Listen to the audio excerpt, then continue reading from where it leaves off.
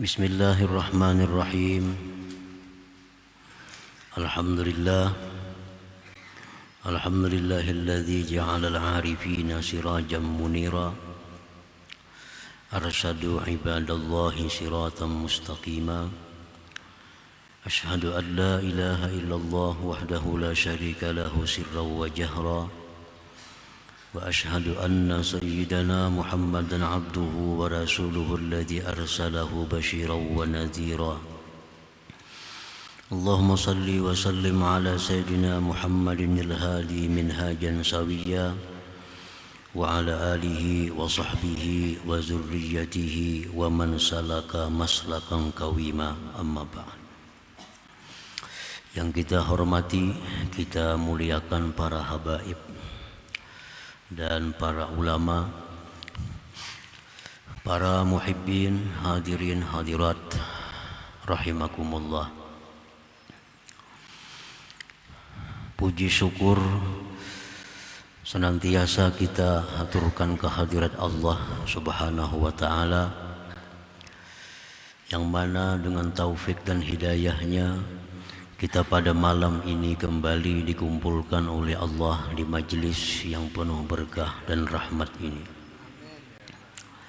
Salawat dan salam kita haturkan kehadirat junjungan kita Nabi besar Muhammad sallallahu alaihi wasallam dan seluruh keluarga, para sahabat, zuriat dan para pengikut beliau. Para muhibbin rahimakumullah, al-hikmatu tsaminatu asaniyatu was-samanuna ba'dal mi'ah minal hikamil ataiyah. Qala al-imam Ahmad ibnu Athaillah as-Sakandari rahimahullah wa nafa'ana bi'ulumihi wa asrarih. Hikmah yang ke-182 dari Al-Hikamil Athaiyah. Berkata Imam Ahmad ibnu Athaillah as-Sakandari rahimahullah, nafa'ana bi'ulumi. Tasbiku anwarul hukama aqwalahum, wa haitsu ma sarat tanwir wasalat ta'bir. Yang artinya mendahului cahaya-cahaya dari para ahli hikmah atau ahli ma'rifah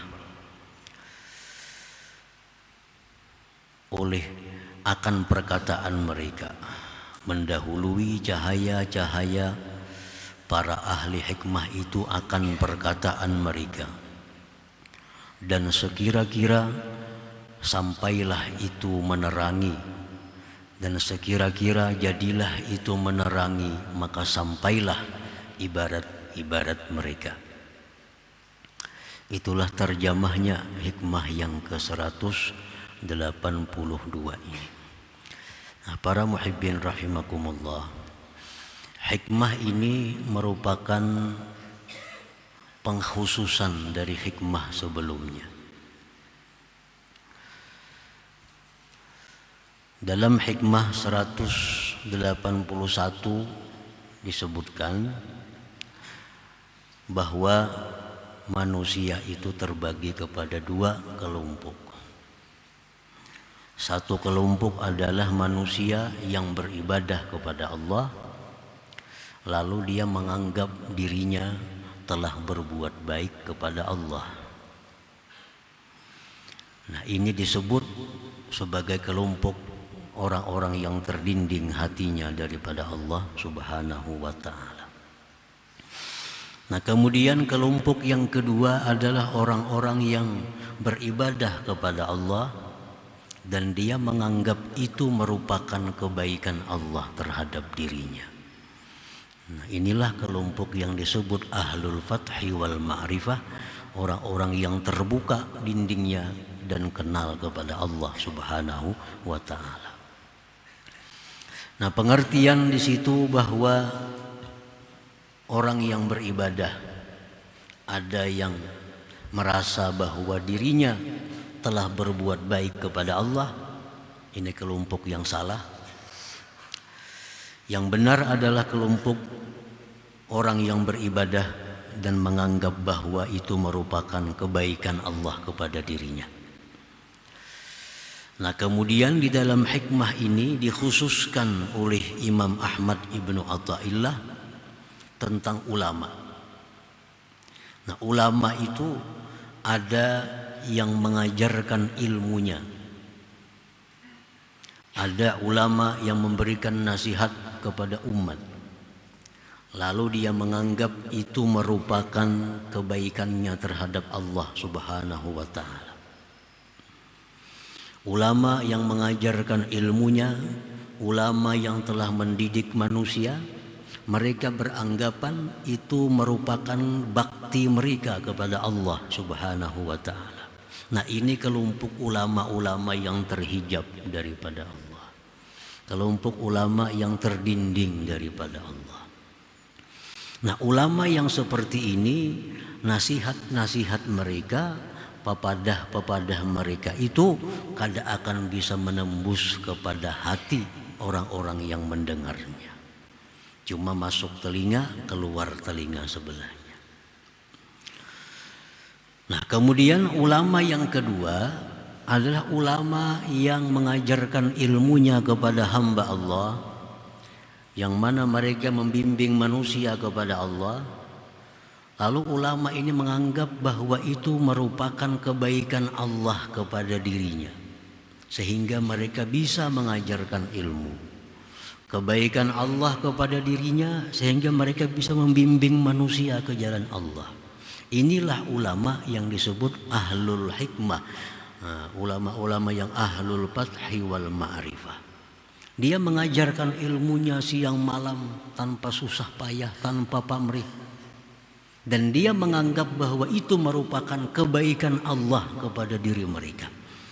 Nah, bukan merupakan kebaikan dirinya terhadap Allah Subhanahu wa ta'ala.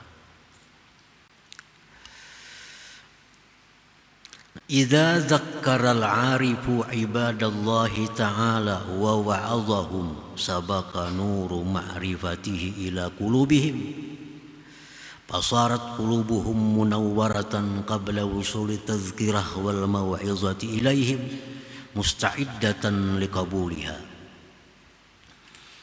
Apabila memberikan nasihat, mau'izah oleh orang yang makrifat kepada Allah, kepada hamba-hamba Allah, mendahului cahaya makrifat itu masuk ke dalam hati mereka hamba-hamba Allah itu.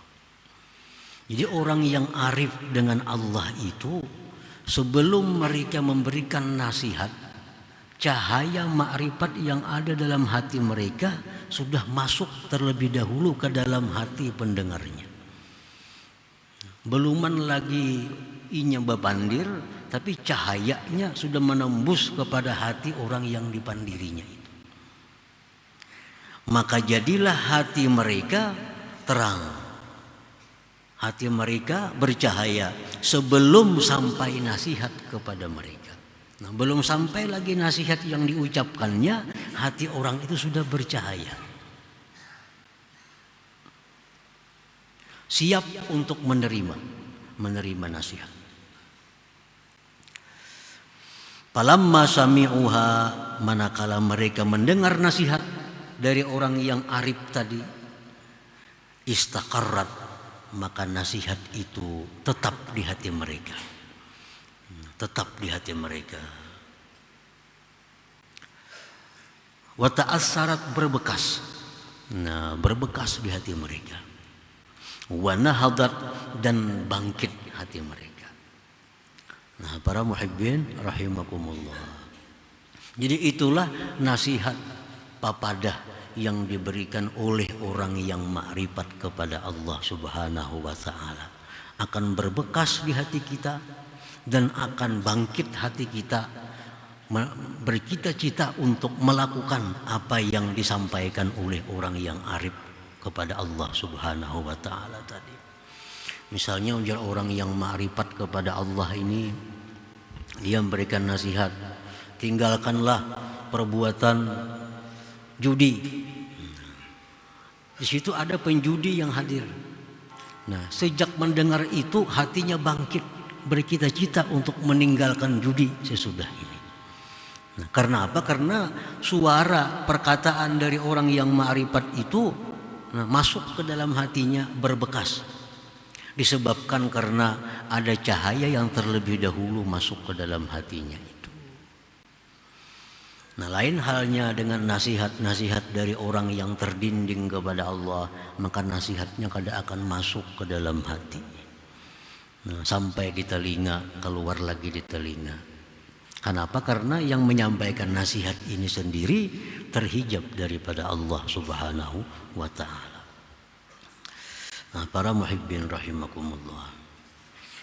Walidha tara rajulan yuzakkirun nas bihududillah walau bikalamin khafif bila tazjinin wala baligh fayata'assaru fi qulubihim.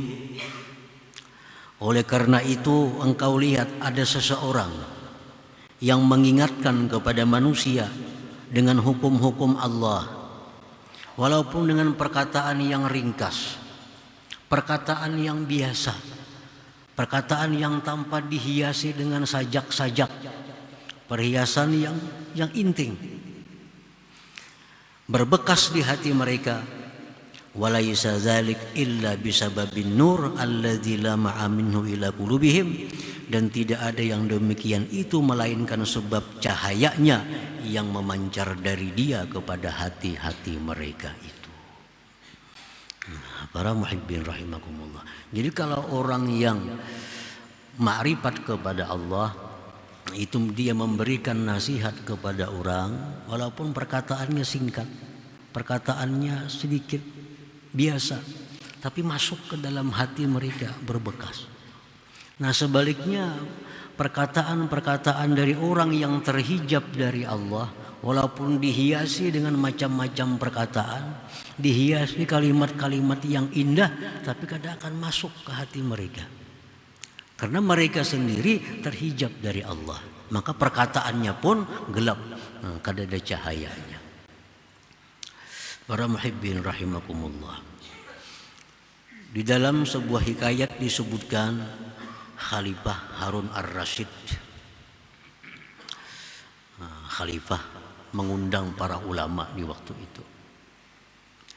Di antara yang diundang itu ada Fudail bin Iyad radhiyallahu anhu, salah seorang waliullah yang dikenal ma'rifat kepada Allah. Ujar Fudail bin Iyad, mana di sini ngarannya Harun Rasyid tuh kok kada tahu. Nah, jerurang tuh khalifahnya.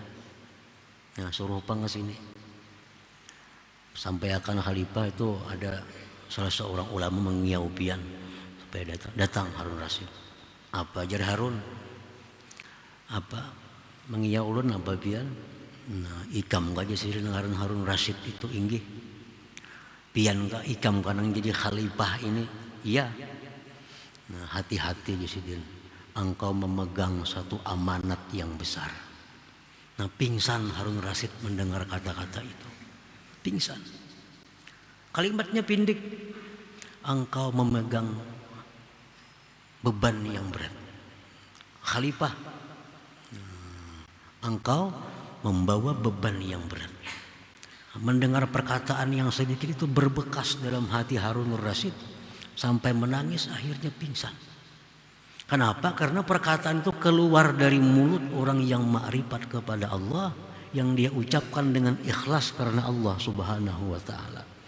Nah, sebelum berkata-kata sudah ada cahaya yang keluar dari hatinya masuk ke dalam hati Harun Rasyid, sehingga hati Harun Rasyid terbuka untuk menerima nasihat itu. Nah, para muhibbin rahimakumullah. Walakin rubbama la yanfuzu dzalikan nur ila jazri qulubihim fala yata'assar fi qulubihim. Tetapi kadang-kadang tidak tembus cahaya itu ke lubuk hati mereka, maka tidak berbekas itu nasihat dalam hati mereka. Orangnya yang menyampaikan ini padahal orang yang ma'rifat dengan Allah. Yang menyampaikan nasihat ini orang yang hatinya bercahaya, yang bisa memancarkan kepada hati orang-orang yang di hadapannya. Tetapi kadang-kadang cahaya dia ini kadang bisa masuk ke dalam hati orang itu. Kadang bisa masuk ke dalam hati orang itu. Nah, fa'lam anna sababa dzalik, ketahuilah bahwa sebab yang demikian imma mautu qulubihim, ada kalanya mati hati orang yang dipandiri itu. Dipandiri ini orang mati, kayak apa aja orang ma'rifatnya kada akan tembus. Nang dihadapinya orang mati hati. Walaupun yang menyampaikan nasihat ini orang yang sedemikian kuat cahayanya, nah, kada akan tembus, kada akan berbekas. Kenapa? Karena yang dihadapannya ini mati hati mereka.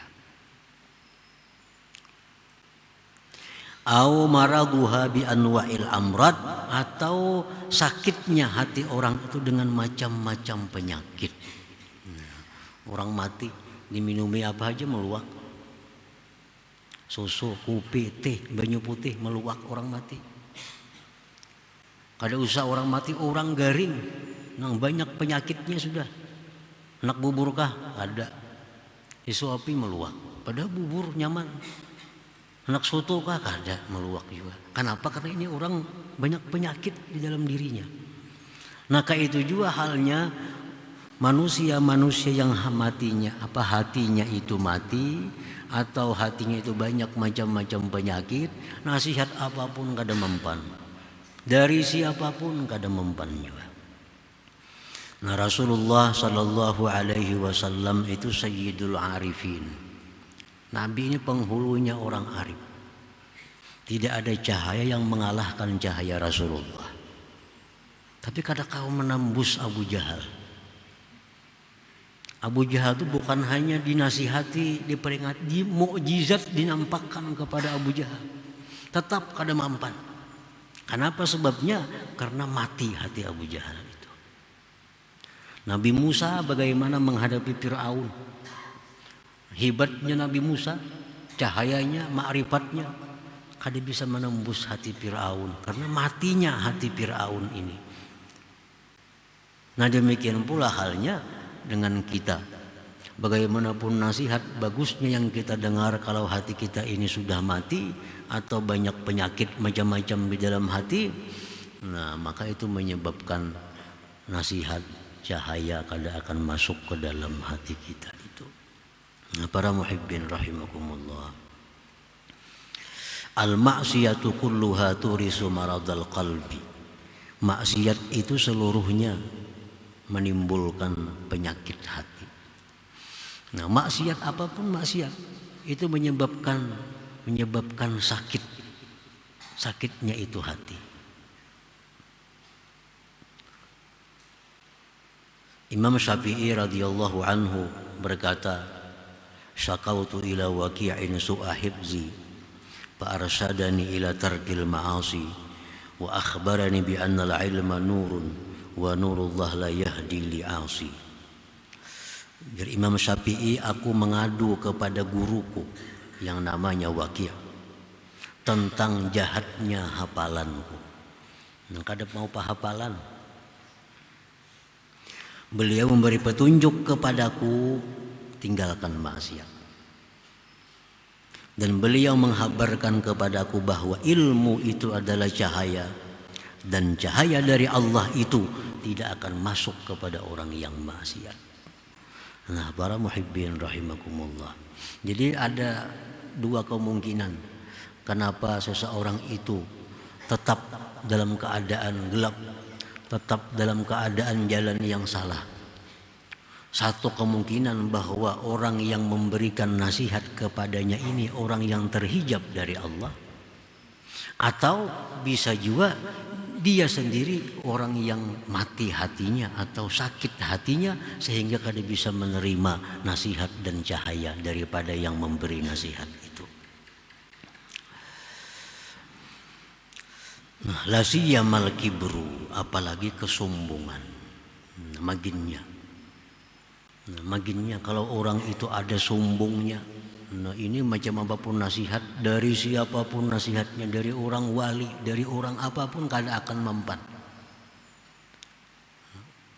Fir'aun kenapa kada menerima nasihat Nabi Musa? Karena kesombongannya. Namrud kenapa kada menerima nasihat Nabi Musa? Karena kesombongannya.